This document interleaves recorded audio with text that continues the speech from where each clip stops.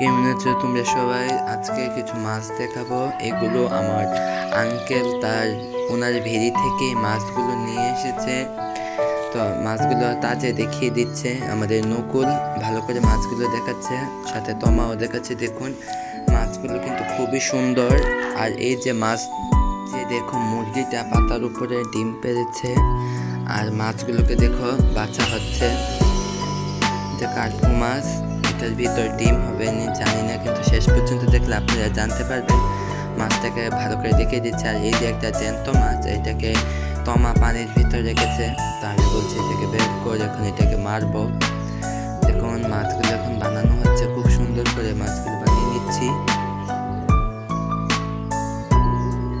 দেখুন মাছের মাথাটা কাটা হচ্ছে।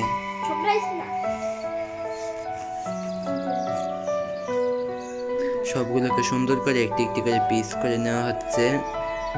আর হয়ে গেছে। এখন এখান থেকে টাটা বাই বাই। আপনারা সবাই ভালো থাকবেন।